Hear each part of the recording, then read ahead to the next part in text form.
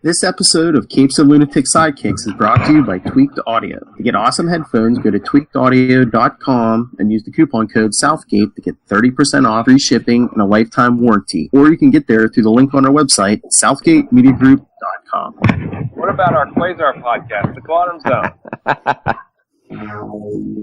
Oh, I sound like a dork. Wendell Vaughn, the first Earthman ever created to protector of the universe, bonded to the energy-transforming quantum bands that were both weapons and symbols of his station, fought an ongoing battle to defend all life in the universe from cosmic evil, as Quasar. Welcome to the Quantum Zone. That's right, episode 32. We're closing out the year with Avengers issues and then some early appearances. I am Phil. That hip manly guy you just heard is? I'm Will. Okay. Hey, everyone. And the master of all things internet.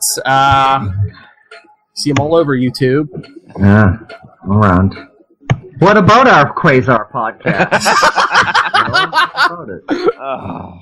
Hey, Lil Hellfire loves that drop, man. She keeps asking me, she's like, hit it again. I'm like, okay, well, I'll promote the Quantum Zone on all my... Okay. Works She's for the me. drop queen. I saw her on Facebook saying, asking about the quantum tentacles of the... Oh, yeah, because the first episode of our Captain Marvel special drop with Matt and myself. Yeah.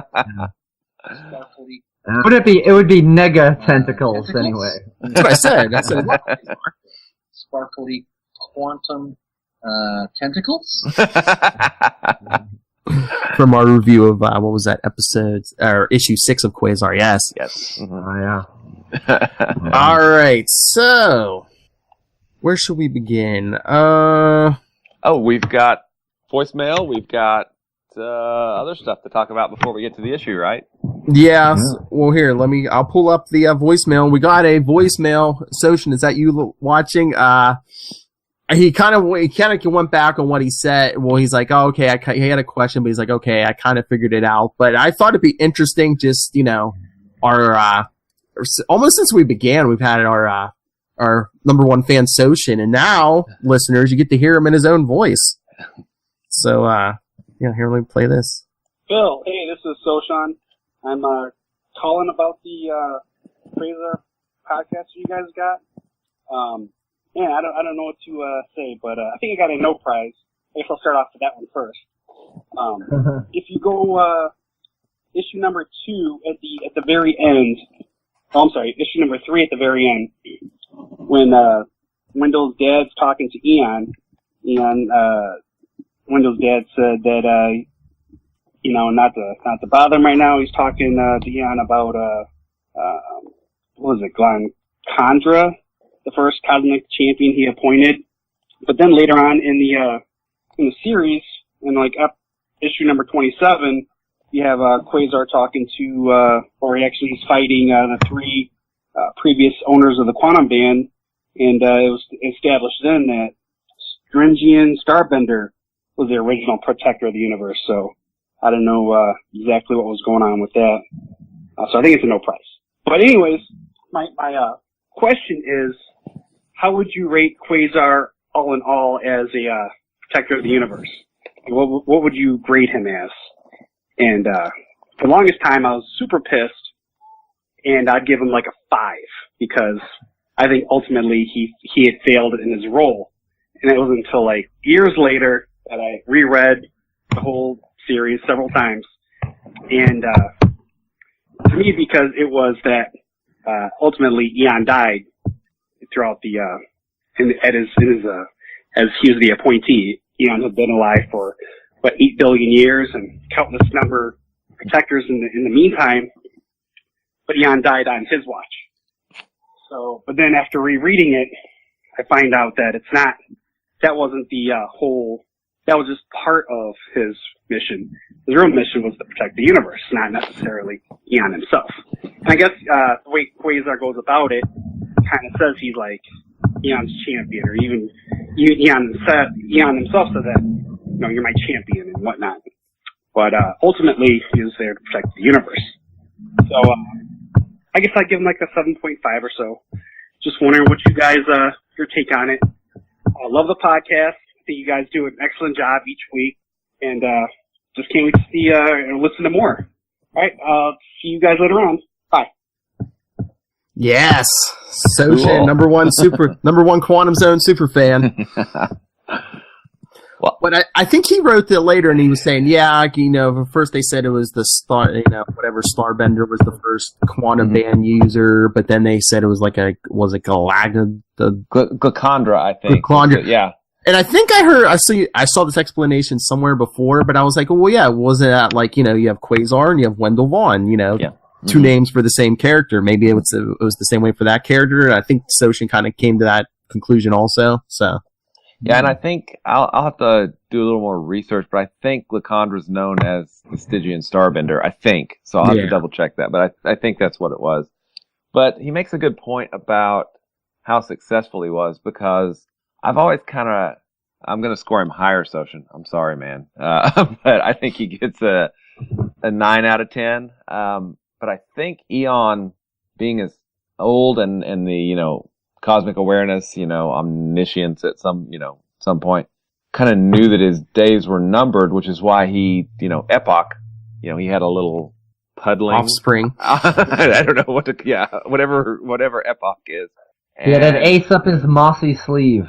Yes, he did. To kind of continue on, not necessarily, his life, but, the role that he had, taken serving infinity and eternity and all that stuff. So I kind of think, this is the way I see it anyway, that he looked at all the possible outcomes and then tried to move things toward the one where I kind of see Eon as being a little bit heroic in that, look, maybe I have to die, but my role will continue on with Epoch, and the universe will be saved. Maybe for the universe to live, I have to die, yeah. Yeah.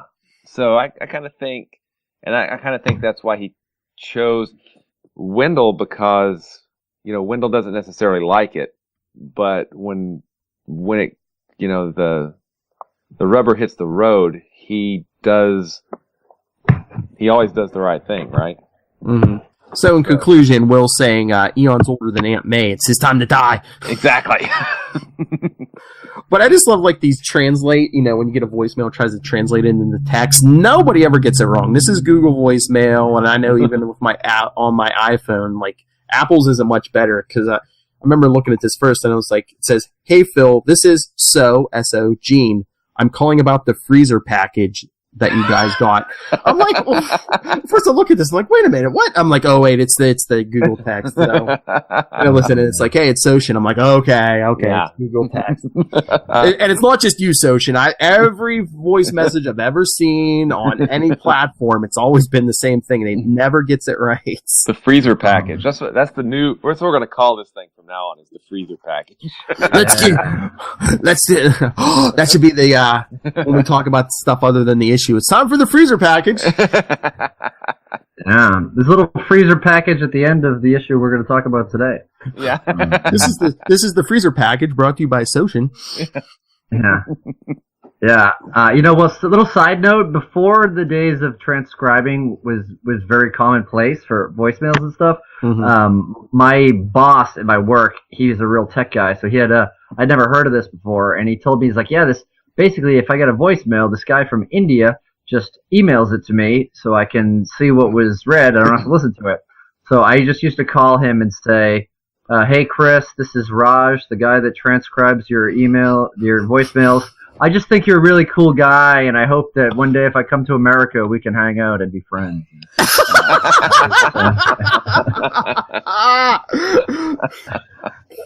The guy transcribing it's been like, this is messed up. What is going on? I know everything about you. I listened to all your voice.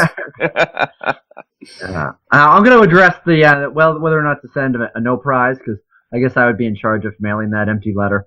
But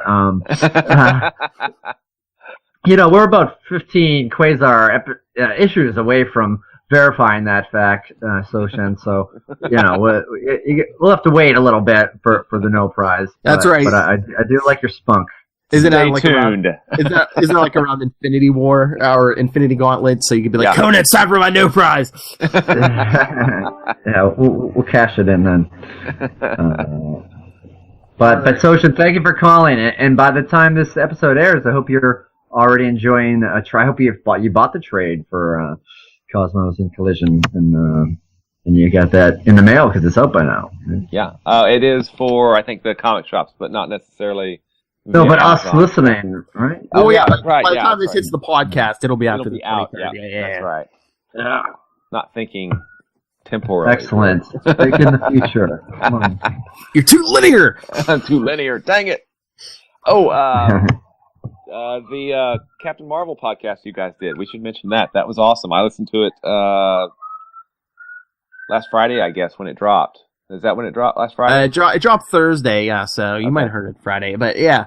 Thank you. Yeah, me and Matt discussed Marvel, the original Captain Marvel, and there's going to be more coming in November. Me and Charlie are going to be talking about Monica Rambeau, and then, December? Will and I are going to talk Gina Spell. Cool. Looking forward to it. And then in January, me and Matt again, we're going to be talking to Kelly Thompson, who's going to be a Marvel writer, who's going to be writing the new Captain Marvel series with Carol Danvers. Very cool. Cool. And Phil, I did pick up a couple of those issues that you recommended to me, like the What If, and then the white issue, the Rebirth one, the return. Oh yeah, with the scroll, yeah. So thanks for that. Yeah, the episode seemed to be a hit because even and someone else on our podcast network, Diane, she was like, "What's that book you recommended?" It was The Life of Captain Marvel, where that reprinted that big fight with him and Thanos. Oh yeah. Mm-hmm.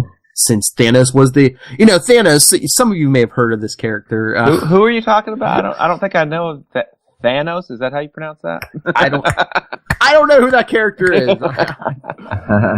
But yeah, he was the threat that Marvel was appointed to combat as protector of the universe. And he took care of him. Took care of business. Right. Except Thanos kind of came back. So he did. So let's pat ourselves on the back. Good episode, guys. Yeah. Good episode. Here's a virtual pat on the back, guys. There you go. Better than a no prize. Thanks, Will. All right, let's jump into this because the issue tonight that I have current news on one of the characters in here. Let's plunge in. Underwater episode. He's back, people. All right, so we're talking Avengers 319, The Crossing Line, Part 1. And as Matt hinted, it's underwater. Mm-hmm. Did you notice that there are waves in the Crossing Line logo? Yeah. Are those waves, or is that the bottom of Avengers Island? Oh, good point. It could be either. Even though it's not around at this point, but yeah. So, the big title page, Part 1, the Waterwind Interdiction from these were twice a month, so early July 1990. Yeah. Quasar is the biggest Avenger on the cover. So that's cool. That's right. Mm-hmm. Mm-hmm. But writer Fabian Nicieza, who me and Lilith talked to, scroll down, and I will be talking to again because he's currently the co-writer on Nightwing. So, that's a great episode. I enjoyed that too for patent backs. if you want to, so if you want to see my next chat with Fabian Nicieza, you could watch it live on YouTube October 30th. Cool. Richard Levins, penciler, Christopher Ivy, inker, Bill Oakley, letterer, Renee Witterstatter, I think. Witterstatter, a lot of letters in that last name. Colorist, Howard Mackey, editor, and Tom DeFalco, of course, editor-in-chief.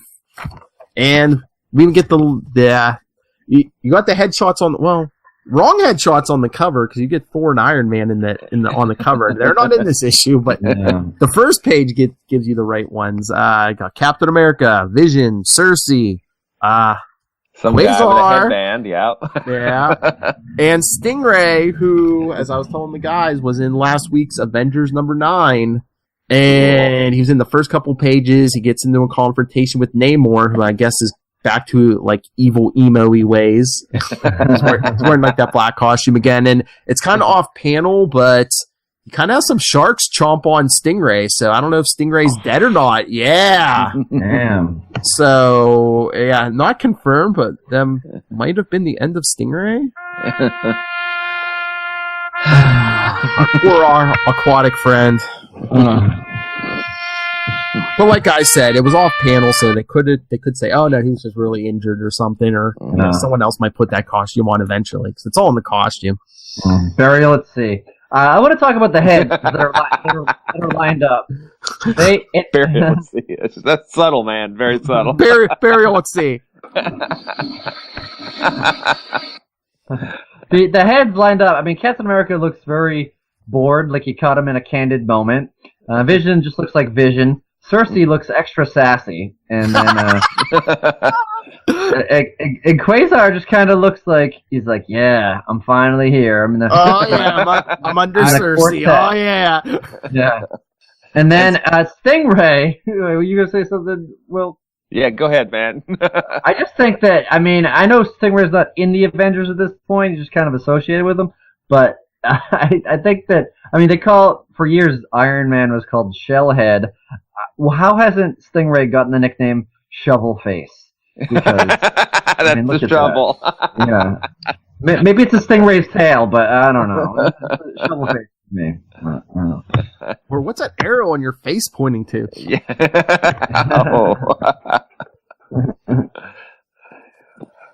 All right, so like you said, the issue begins. The Atlantic Ocean.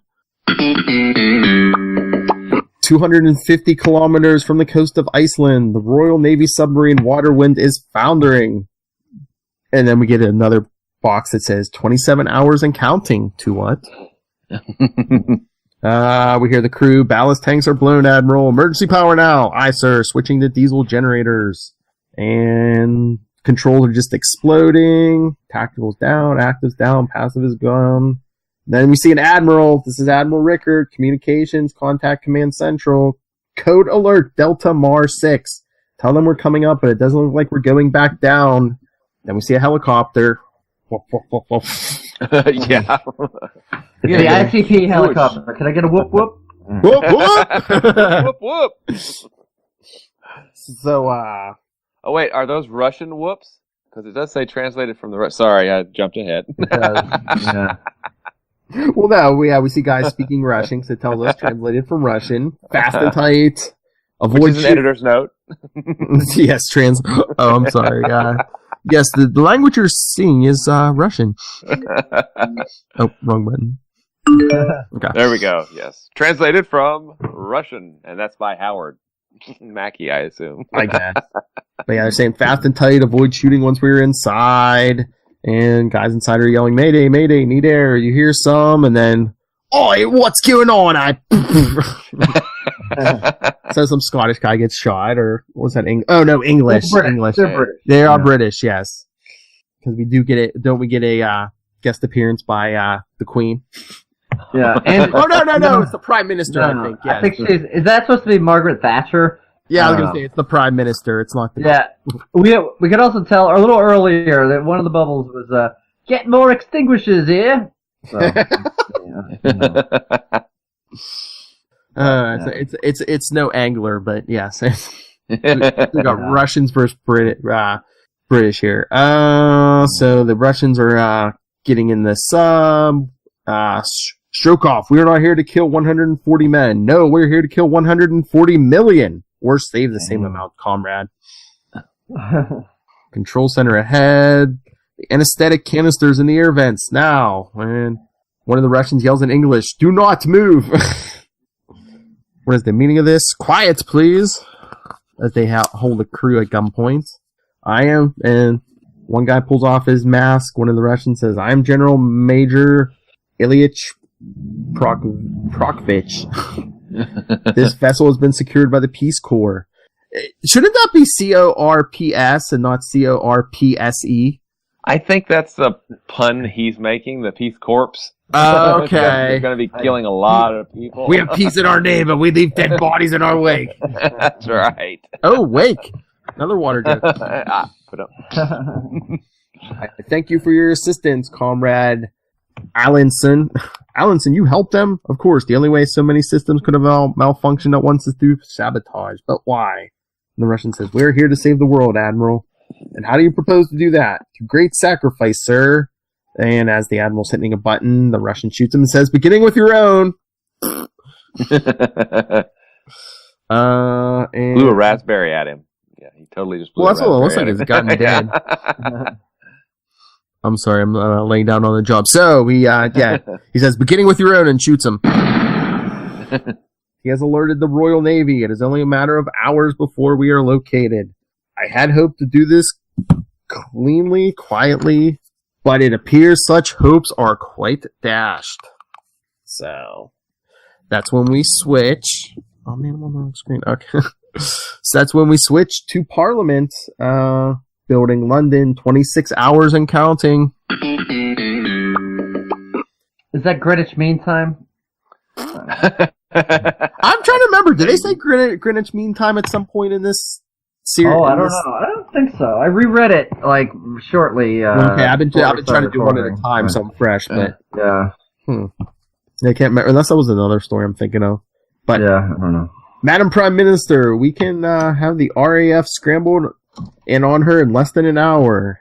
And she says, I would not seek to act so rashly, Mr. Hopkins. Have the terrorists made any demands yet? No, madam. They are in possession of one of only 5 nuclear-powered Resolution-class submarines in our fleet.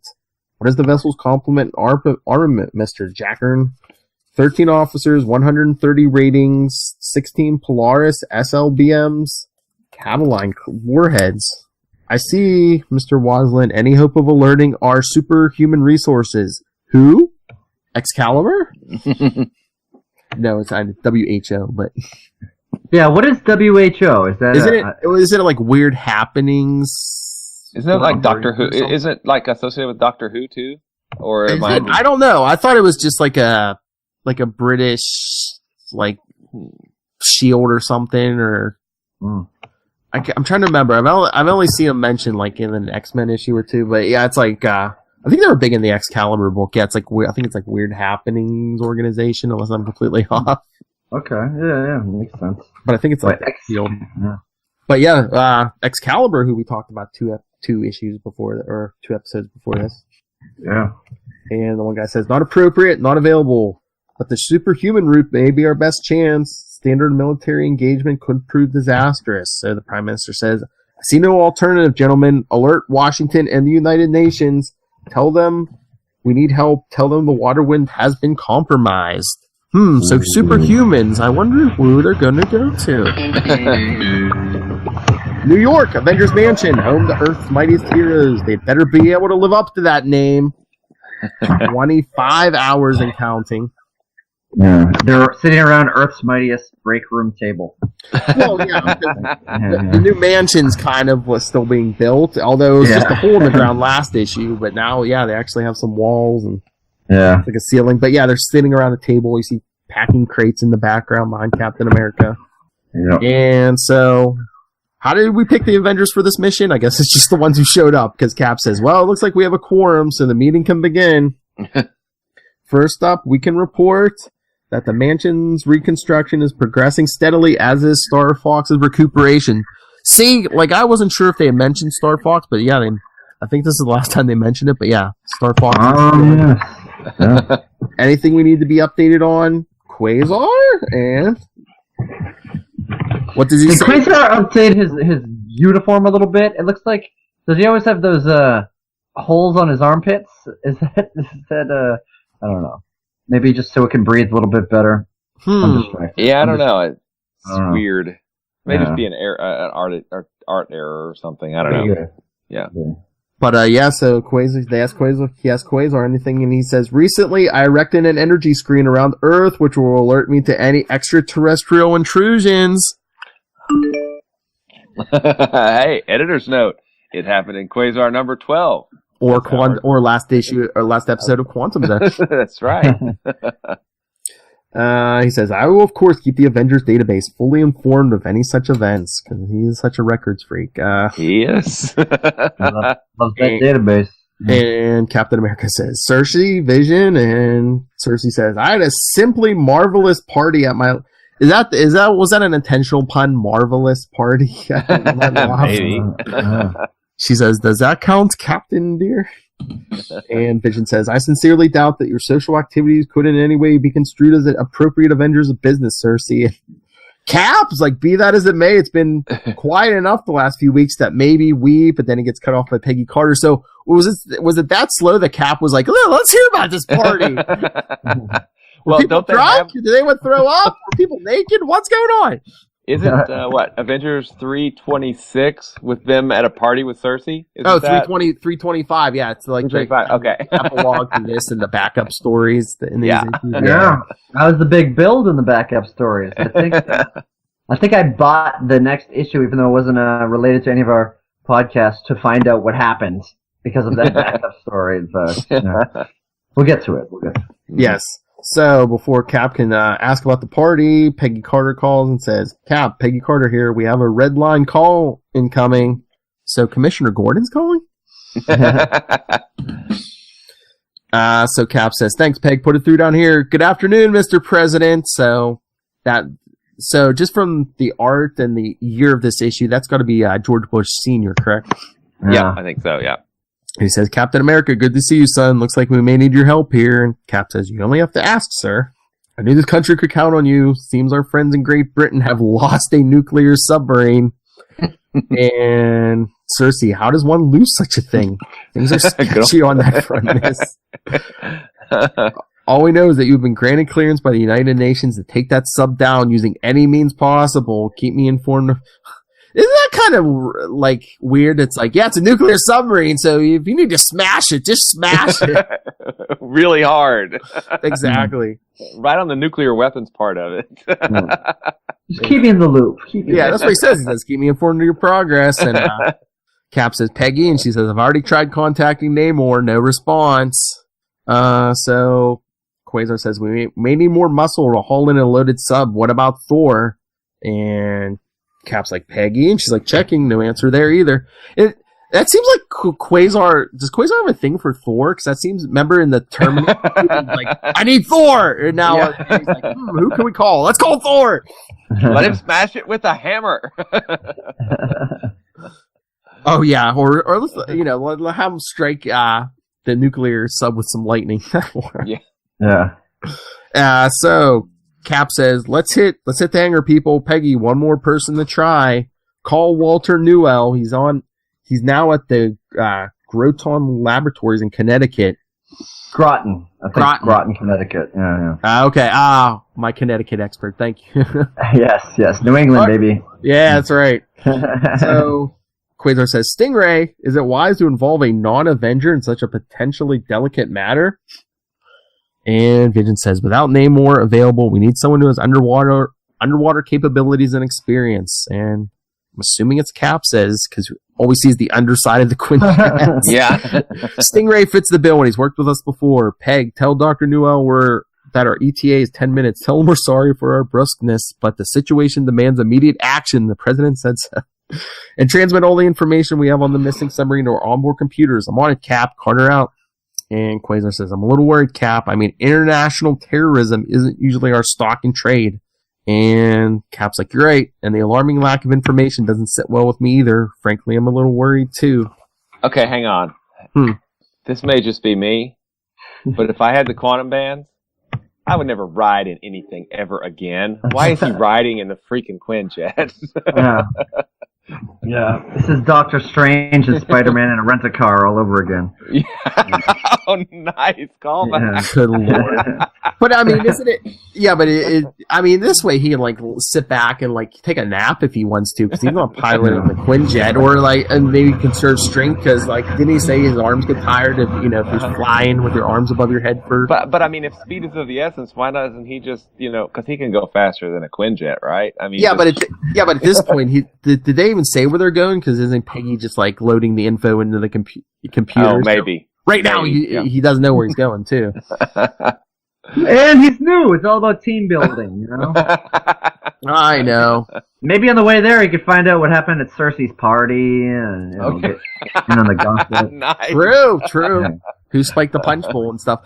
But no, my whole thing was like, he's like, he seemed like he was worried about the terrorists. I'm like, yeah, but wouldn't you feel more relaxed with terrorists instead of Modred the Blasted Mystic or Max?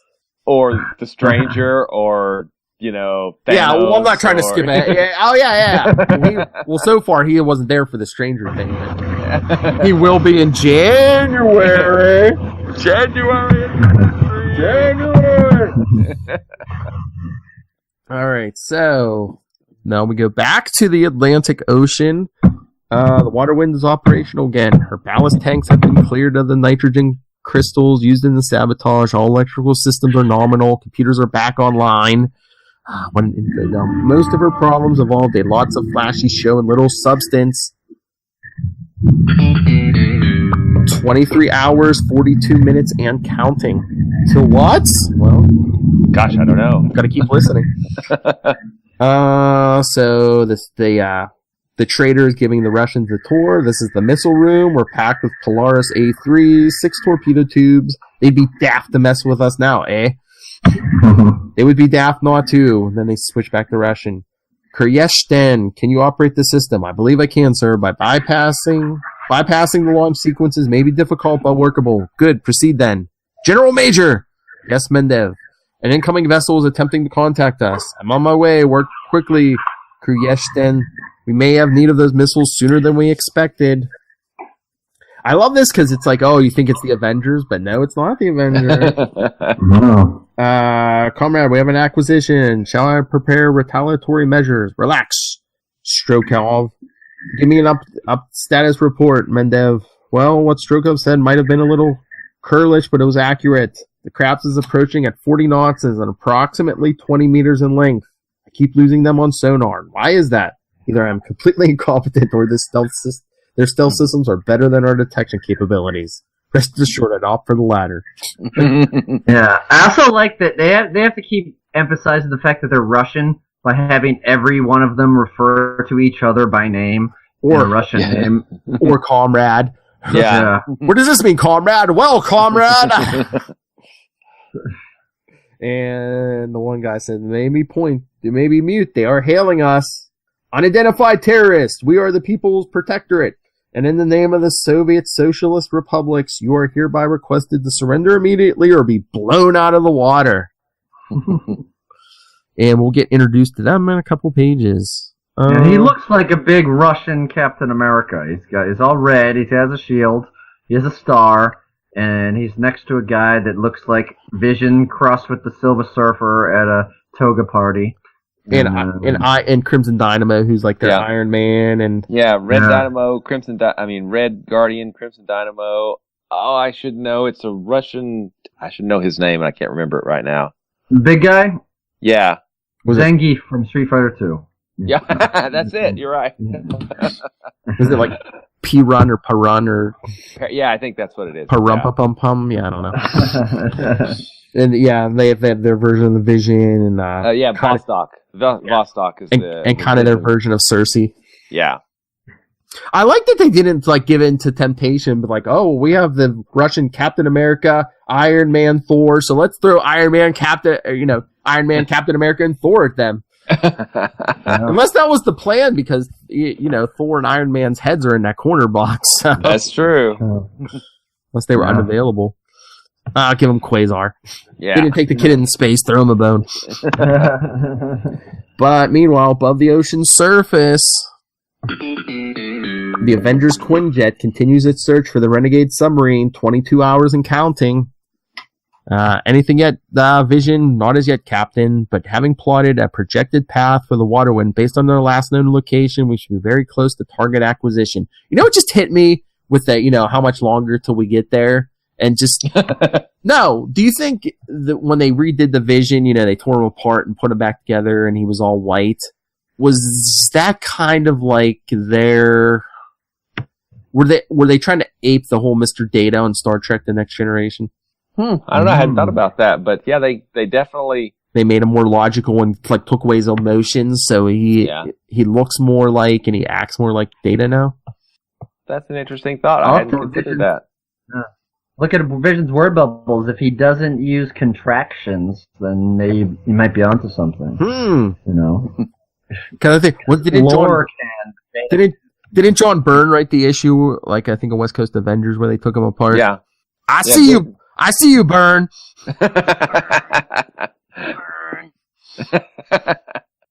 But Stingray's joined the group by now. He says the Quinjet systems are more advanced than theirs, Cap. They wouldn't even know we're coming. And Cap says, that's the idea, Stingray. Your briefing on the Resolution class subs has helped also. Thanks for coming on such short notice. Then the Vision says Cap and radar imaging identifies 2 crafts. And then Cap says, take us down, Quasar. Oh, I guess Quasar's driving now. Yeah. So much for the rest, right? Well, not under his own power. They took turns. This is very Star Trek-like because Captain's sort of set back and, he's in the center and then Quasar and Vision are kind of the ensigns doing all the grunt. And look at the seating arrangement in the Quinjet. Yeah, look, Cap is Picard, Stingray is Riker, and Sersi is Troy. Look at that. Yeah. I see you, Nisiza.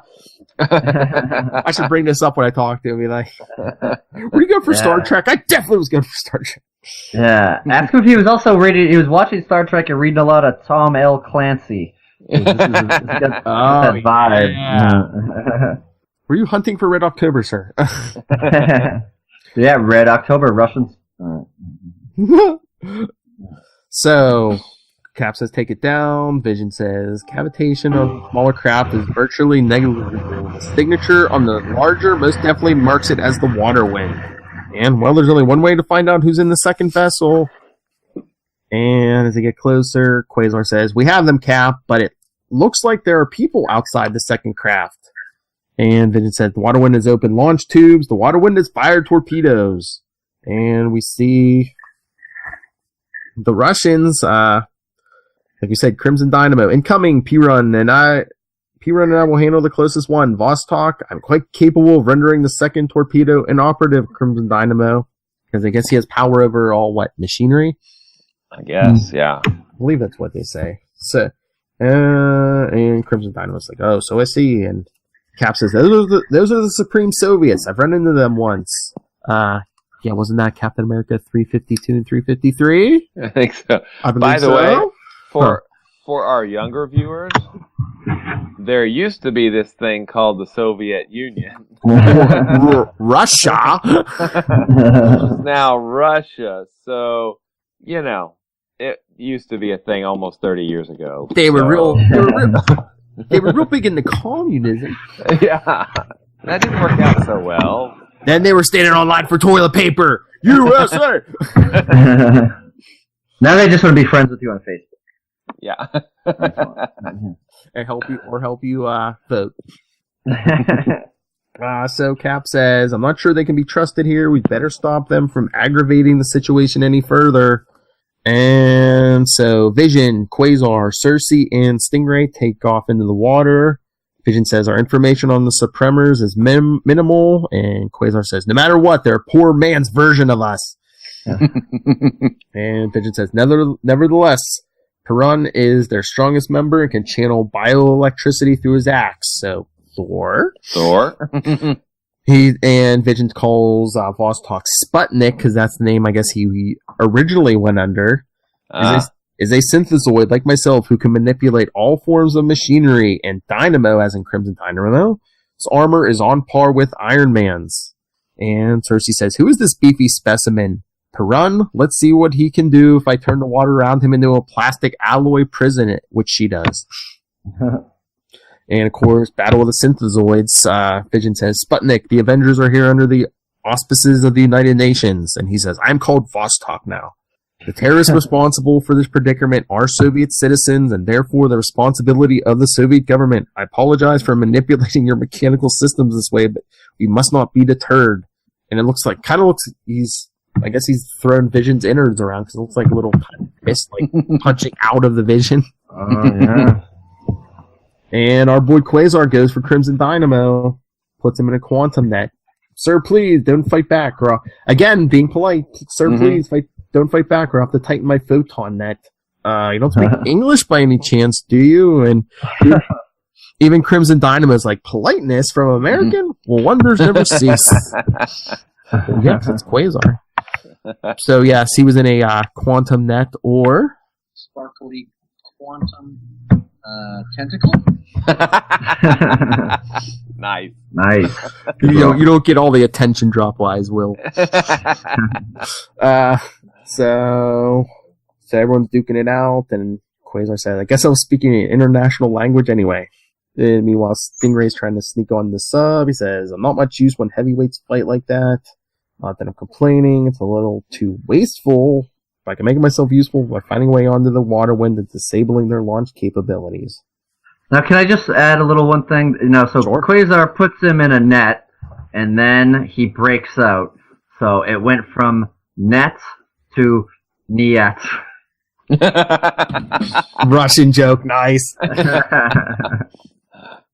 All right. That's it. Back to you, Phil. Why, thank you. And then in the Russian ship that looks suspiciously like a red version of some G.I. Joe vehicle, I swear I saw back in the day.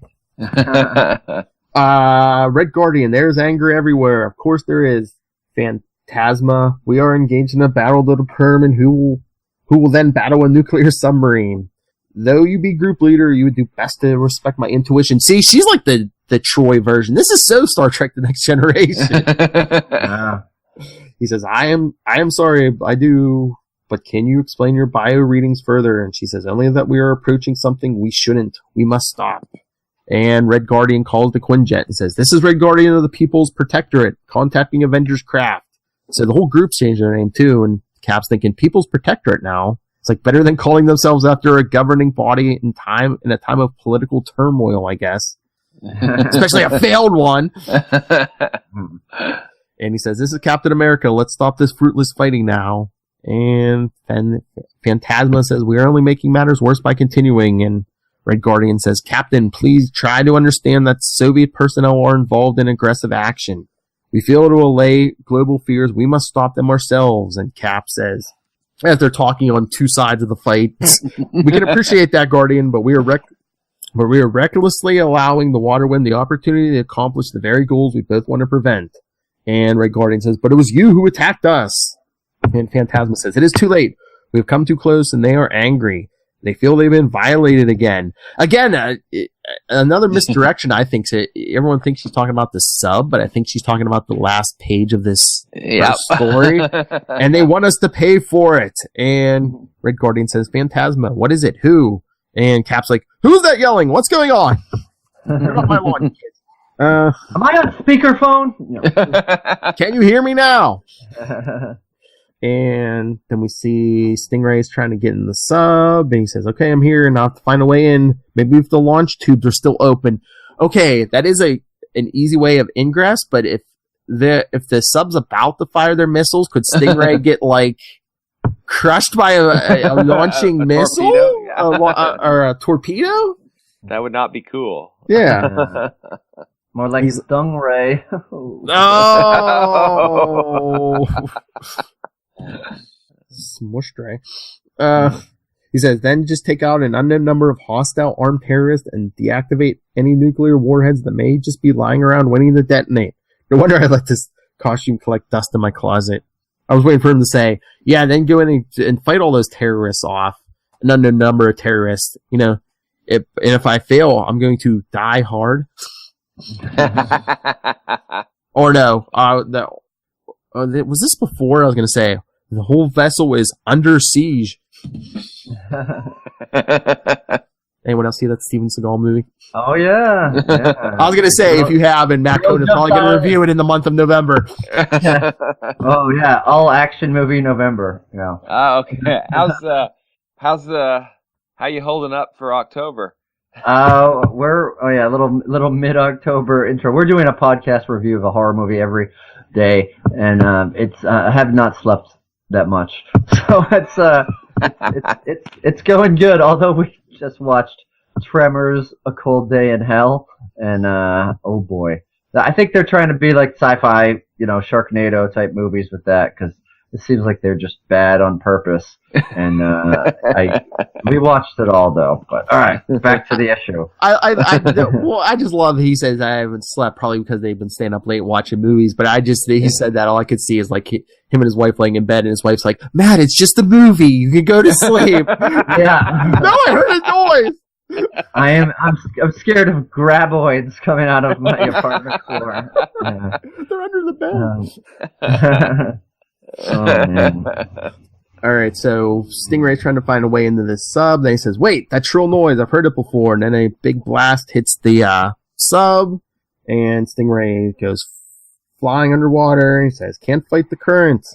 And everyone battling stops, and Sersi's like, "What caused that explosion?" And what's his name?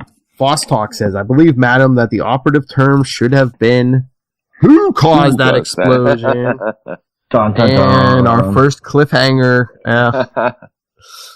he said, "We see, in the name of the last remaining people of the city of Atlantis, by proclamation of Tyrak, Murano, and Orca, senior officers in the great Atlantean army, we demand you leave our sovereign land or die."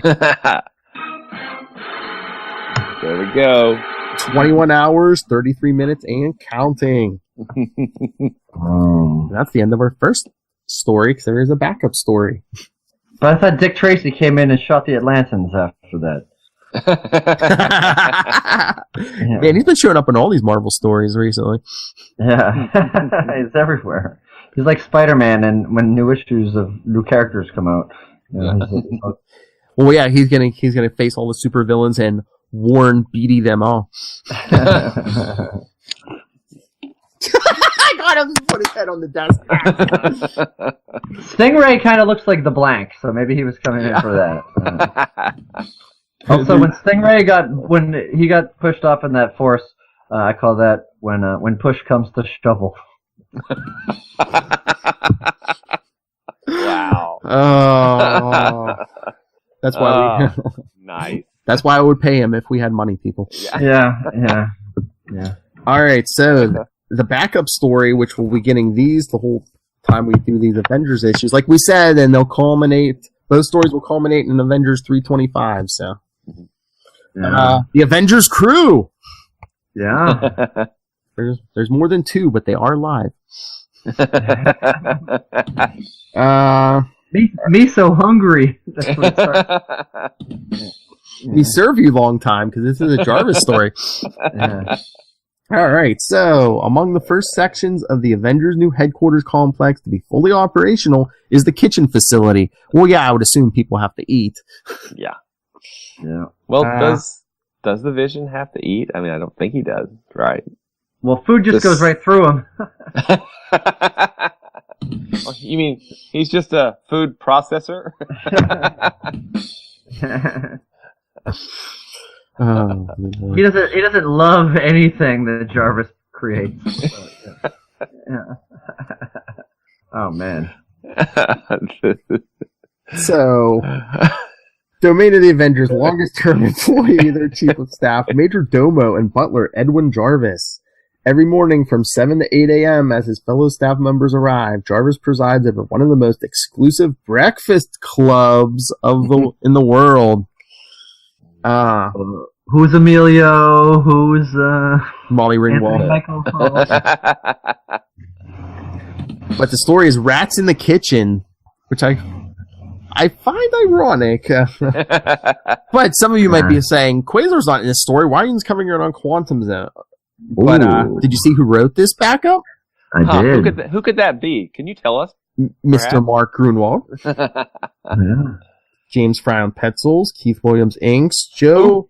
Keith Williams will be the inker for Greg Capullo in Quasar number 18 starting. Ooh. And for about, 18 through like 29, 28. I think he's inking for 18 through 28. Maybe skips a few in there, but. The more you know. The more you know. So Joe Albello letters and Joe Rosas colors. So completely different team. So I wonder if the team on the main story needed like time because these were bi-monthly-ish issue. Well, whatever, twice a month. Yeah. And they shrunk the length down so they could get, because by shortening it by 8, every 3 issues they're saving an issue, right? I guess so. They're So 2 issues. It was 6 parts. So they got 2 issues. Yeah. Mm-hmm. So of course they're all eating breakfast, and Jarvis is trying to recommend the bran muffin to Fabian, who just wants another jelly-filled pastry, as Jarvis put it. And Peggy's talking about the new communications room with John Jameson, and she says they're working on it. I can't wait for it to be up and running. And he says, "What's the matter? You don't like running one of the world's most crucial communications operations out of a couple of crates stuck in the corner of the old gymnasium?" She says she manages, but it's nerve-wracking. And then who's that? Is that Michael O'Brien? I could use a refill when you have a moment, Jarvis. I think that's who that is. I was trying to remember, but yeah, I think it is. I think so. But so Fabian says, "What's on?"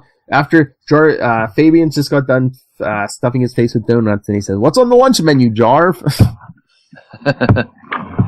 And he says, "I thought I would try this new recipe for crepes, Master Fabian." He says, "Can you make mine peanut butter and bologna?" Dear Lord. Is this like a stereotype of like, they're like, "Oh, fat people will eat anything." Yeah. I don't know, but Maybe they're trying to capitalize on the popularity of the Ninja Turtles, the cartoon. They were always eating really gross toppinged pizzas, Well, peanut butter and bologna. They topped it, just like a pizza. Jarvis is saying, "Spinach would not kill you, sir." And Michael O'Brien saying, "I'm borrowing this box of saltines." And it is Michael O'Brien, because John Jameson says, "Uh-oh, I hear the construction crew out front, Mike. We better let them in." Yep. But Peggy actually offers to help wash the dishes, and Jarvis says, "I used to handle everything around here, from cleaning to cooking to communications. I think I could still manage the dishes myself."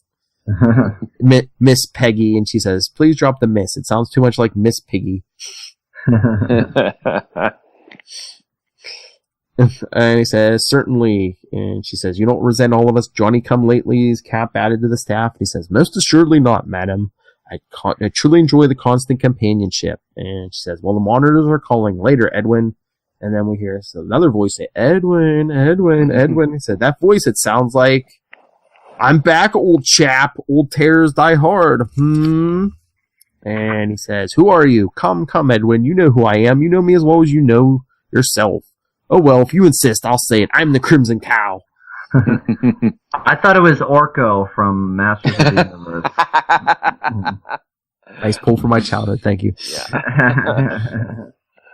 And Jarvis says, "No, you can't be the Crimson Cow. It was just a disguise for the robotic Ultron. He just used it once, abandoned it years ago," which I do believe, wasn't it like his first appearance? Mm-hmm. Yeah. So, he ripped off, like, "I'm a robot." But he says, "Now, Edwin, that wasn't all the Crimson Cow was, as you know very well. The Crimson Cow was also the disguise you yourself wore when you betrayed the Avengers." He says, Yes, but Ultron duped me." "Stay back. I'm armed." "No, you duped yourself, little man." He says, "When your mother needed an operation, you were too proud to ask the Avengers for a salary advance, so you purposely sold them out to Ultron." He says, "I didn't know it was him. You, I. Stay back, or I'll blam," and he shoots at him. I mean, thank goodness this isn't someone really pulling a prank, because Jarvis already starts splatting. He lets off like 1 shot there, another 4 shots, 3 more shots. He says, "Admit it." He makes a noise when the bullets hit, so he's some kind of being. "You're a worthless traitor who never should have been forgiven. Admit it." He says, "Bullets may be protection from thugs and muggers, but you can't kill the truth, can you? Pull off my cow, Edwin. You know whose face you'll see. Do it, you weak, spineless worm. Unmask me." And of course he does, and he sees a version of his own face with 2 eyes, because Jarvis is still wearing the patch. Yeah. "Yes, it's your face beneath the mask. I'm your guiltiest secret, your greatest fear. You've wanted to kill me for years, haven't you? That part of you willing to sell out your friends for a few pieces of silver, but you can't. I will be with you for as long as you live. And try as you might, you'll never know when the need to betray all those you trust will rise again, dominate you all over again. Try to kill me all you want, Edwin. It's no use. To kill me, you'd have to kill yourself, which come to think of it, may not be such a bad, shut up! And Jarvis blasts where his head was, and he disappears. He goes, I killed it. It's gone. Blown to bits. Where are the bits? And Michael O'Brien comes in and says, Jarvis, I heard the gunfire down here. What happened? What's wrong? He says, there was a rat down here. I don't know what came over me, Michael. I just started shooting at it and shooting and shooting. So that's where we get the title, Rats in the Kitchen. Jarvis is alive. And next issue, the mystery deepens. I forget which support staff member it is, but yeah, we go through all the support staff members in these backups. Yeah. So, what do we think? Russian intrigue, Rats in the Kitchen. Very Cold War. Got a Cold War vibe to it. This was like the wall came down, 89? So this would have been published. November 89, yeah. This would have been published the next year. Yeah, less than a year. Yeah. Mm-hmm. The Berlin Wall for, people that aren't as old as I am, so. Yeah. Mr. Gorbachev, tear down that ocean. Yeah. Yeah, so, Reagan said that, and then it wasn't torn down for 4 years. Yeah. He didn't say right now. Yeah. Yeah, it's true. Mr. Gorbachev, tear down that wall whenever you get to it. Yeah. Yeah. So here's a little fun story that I talk about every day, because in Boston, there was the very first section of the Berlin Wall to come to the U.S. that was torn down. Oh, and cool. It's in front of this building called Education First. They teach English to kids from around the globe. So we drive past it every day, and I like to ask trivia questions to students if I have a kids group.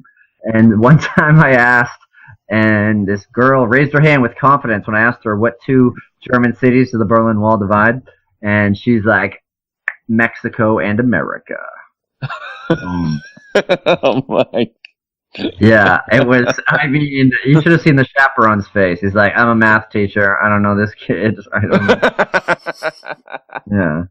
And it was just fun. I tried to not, laugh and say how stupid. I'm just like, no, those are not cities, and they're not in Germany. Anybody else? Anybody else? Well, what about Mexico City? I've heard of that. Yeah, I guess. I was gonna say maybe she didn't hear the word Germany, but yeah, those aren't cities. Yeah, and there's not a wall that's between not yet Mexico and America, and it hasn't been torn down yet. Yeah. But yeah, the youth of America, hey, they're our future. Yeah. Well, let them lead the way. Yeah, millennials. But my thoughts on the issue, there's a lot. It's a lot of setup, but it's intriguing. I'm intrigued. It's very unlike the last few Avengers we've read, because it's pretty spaced out, and this is a skeleton crew. They got a not very well known guest kind of filling in Stingray, and then you got their Russian heroes and two different types of bad guys. You got the Atlanteans at the very end, and these Russian Peace Corps terrorists. So I'm intrigued. I enjoy the storyline so far, and I'm looking forward to talking. It only gets busier. I mean, Alpha Flight shows up. Yeah, I was going to say our Canadian friends haven't even shown up yet. Yeah, true. Yeah. But yeah, he's right. A lot of setup on this one. It's good to see Quasar get some screen time, but yeah, and he was polite, so that's good. But yeah. Like I said, I'd never fly in a plane or a Quinjet or anything ever again, ever in the history of ever. Yeah, because it wasn't. I guess because it was a lot of setup, but we really didn't see Quasar use his powers except when he put them in Dynamo and that. Mm-hmm. Yeah. Yeah. He had a fight scene, but it was like the backdrop of the. Yeah. Talking over yourself. Yeah. Quasar had a fight scene, but it's in the backdrop of Captain America having a conversation, essentially. Yeah. But, yeah. Why doesn't Cap just say, hey, Quasar, quantum bubble that up, let's put it in orbit, and then we can talk to him and figure all this out, and nobody has to get hurt. Exactly. That's what I was thinking. I mean, you wouldn't have much of a story, but when they got there, why couldn't Quasar just throw a giant bubble around the sub? So even if they shot off like any of the nukes, they'd basically be nuking themselves and no one else. Mm-hmm. Yeah, maybe send it to Mars and, show the Blood Brothers what's up. Nice callback to a previous episode. Yeah. That's what you get for beating me up. Yeah. And drop some nukes on your head. Yeah. Well, I like where it's going. I like how the backup story plays out. This is a lot of intrigue. Intrigue. So, yes, next episode, we'll get to Avengers 320, part 2 of the crossing line and of the Avengers crew. All right, so, is that it then? Yeah, I think so, but it feels a little incomplete to me. Because I only mentioned something that's happening in January once, so I feel incomplete. Let's see, you mentioned the trade. What didn't you? Oh, that's right. We're racing ever closer to January mystery. Yes, that is it. Oh my God. Guys, we have to really be on our game in January because, we're hyping this thing so much. If this thing isn't like A++, people are going to be like, oh man, all this hype for that. Yeah. I'm gonna start cribbing notes against those 4 issues, doing looking up bios and all the characters. I was gonna say we're gonna need lots of info on all those characters. Bringing the A game. All right, so send us your thought. Seriously, Soshin or anyone else, send us your thoughts because we usually get feedback on the Quasar issues, but the Avengers stuff we really don't hear a lot about. So. Yeah, you'd think that the Avengers, there's bigger brands, the movies and stuff. People are digging into the back issues and stuff. Yeah, come on, let us know what you think about this lineup. How do you feel? The Facebook group, which I've been kind of traveling the last few days, but I want to get back in there and stir up some conversation too. I know there's been some posts, so that's cool. Yeah, drop it, real.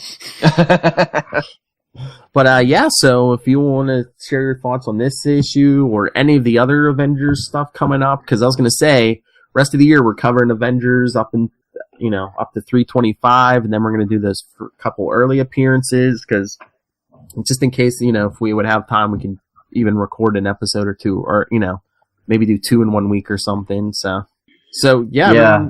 Share your thoughts on all the Avengers issues, Quasar's first appearance, or his early appearances in Captain America and the Hulk, or do you know which 2 cities the Berlin Wall separated? I bet you it's not a young person.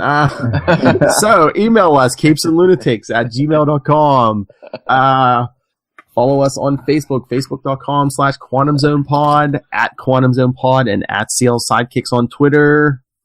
Follow CL Sidekicks on the gram. That includes our Quantum Zone stuff. And the voicemail, 614-382-2737. That's 614-38-CAPES. Like Quasar wears a cape. All right. Weekly World Traveler. Will, where can people get a hold of you? You can always find me at the Quantum Zone.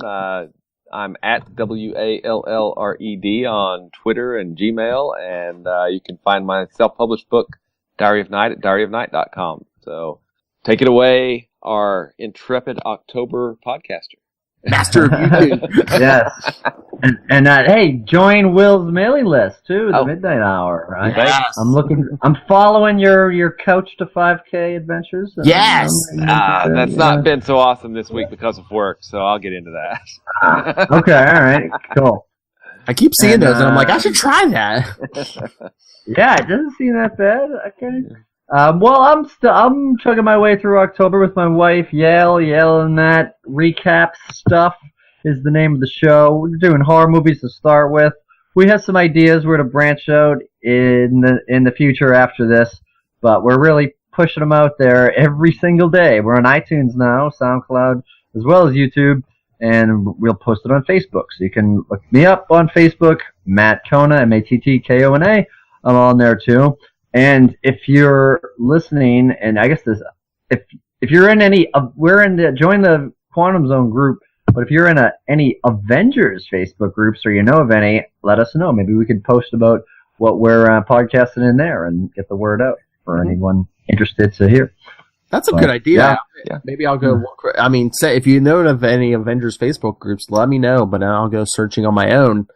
Great idea, Matt Kona. You're not just a pretty face. No, he's not. He's the real deal. The real deal. Yeah. Yes, people. This show is as fun as it sounds. All right. So, again, join us next time. Part 2 of Red October. I mean, the crossing line. Star Trek: The Next Generation meets the Hunt for Red October. Yeah.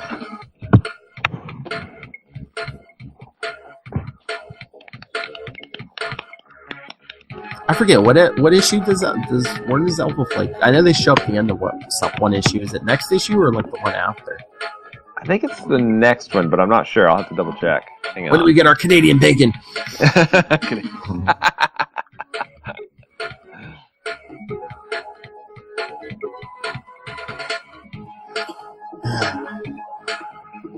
But yeah, we need Avengers feedback. We never get a lot of feedback for Avengers. Yeah. I'm sure there's people out there. Everyone loves the Quays. End of next issue. Cool. All right, everyone. Alpha Flight's coming. Mm-hmm. And remember, Quantum Zoners, keep it quantum.